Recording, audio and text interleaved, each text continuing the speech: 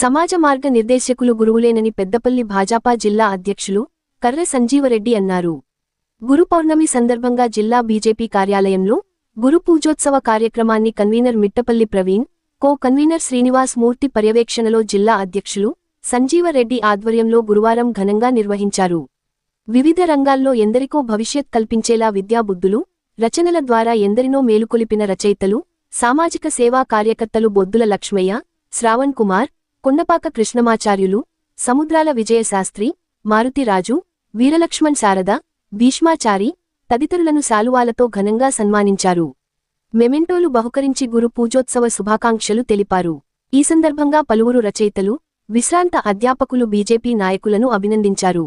అనంతరం బీజేపీ జిల్లా అధ్యక్షుడు సంజీవరెడ్డి మాట్లాడుతూ, ప్రతి రంగంలో మనం ముందుకు సాగి ఉన్నత స్థాయికి ఎదగాలంటే గురువు చెప్పే శిక్షణే ముఖ్యమన్నారు.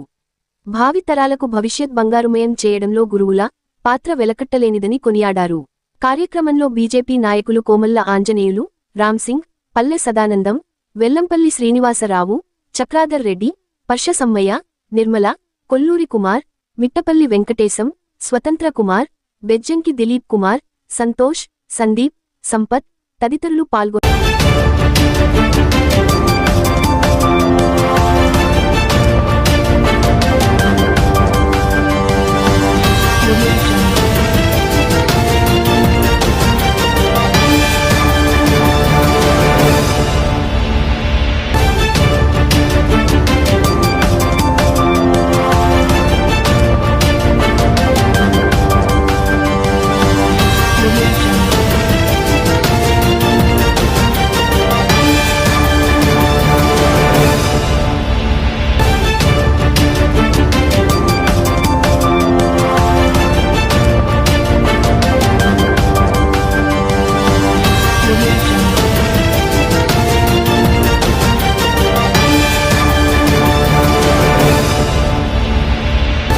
రాష్ట్ర పార్టీ పిలుపు మేరకు గురు పౌర్ణమి ఉత్సవాలు ఇలా భారతీయ జనతా పార్టీ కార్యాలయం నిర్వహించడం జరిగింది.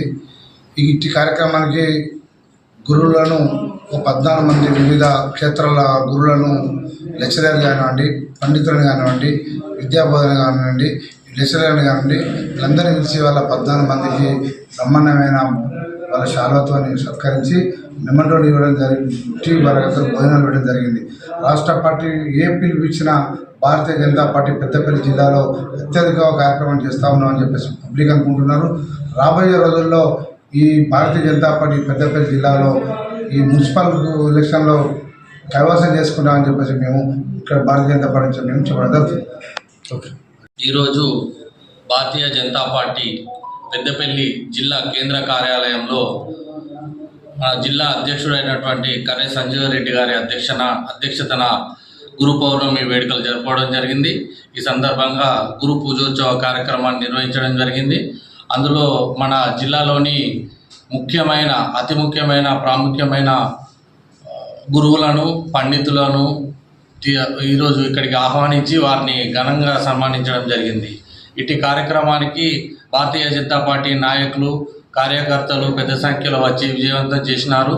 కావున అందరికీ పేరు పేరున ధన్యవాదాలు తెలియజేస్తున్నాం. అదేవిధంగా ఈ యొక్క కార్యక్రమానికి ఇచ్చేసినటువంటి పాత్రికేయ మిత్రులందరికీ కూడా పేరు పేరున ధన్యవాదాలు తెలియజేస్తున్నాం. అనగారిన పేరు వినపడని వారికి కూడా పద్మశ్రీ అవార్డులు వస్తున్నాయి. ఒక వనజీవి రామయ్య,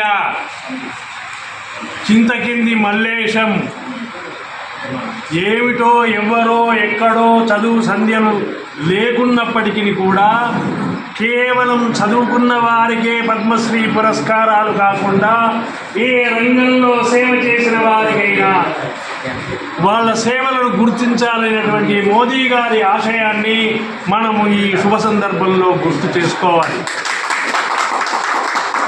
ఆయా వ్యక్తులు తమకుండేటువంటి నైపుణ్యంతో ఆయా రంగాల్లో కృషి చేస్తున్నటువంటి మహనీయులంతా కూడా, నేను విద్యారంగంలో ఉన్నటువంటి వాడిని, బ్రతికి తిని తెలుగు వలననే బ్రతికెద నా భాషతోడ బ్రతికిన పిదపన్ బ్రతికింపవలద దానిన్ క్షితిలో నా పేరు నిలుచు శ్రీరఘురామ, క్షితిలో నీ పేరు నిలుచు శ్రీరఘురామ కవి వల్ల రాముని పేరు నిలుస్తుంది, పద్యం వల్ల కవి పేరు నిలుస్తుంది. క్షితిలో మన పేరు నిలుచు శ్రీ రఘురామ. యావత్ భారతదేశంలో ఉండేటువంటి పౌరుల యొక్క వ్యక్తుల యొక్క పేరు రఘురాముని వల్ల నిలుస్తుంది. అందువల్ల ఈ శుభ సందర్భంలో రాముణ్ణి స్మరించడం అవసరము. నేను శ్రీ రఘురామ అనే పేరుతో ఒక కంద పద్య త్రిశతిని రాసినాను. నేను ఇప్పటి వరకు 20,000 పద్యాలు రాసినాను. ఇంకొక 5,000 పద్యాలు అముద్రితంగా ఉన్నాయి. అయితే కేవలం భక్తి, భారతీయ సనాతన ధర్మమే కాకుండా సంఘ సంస్కారపరమైనటువంటి పద్య రచన కూడా విశేషంగా చేసినాను.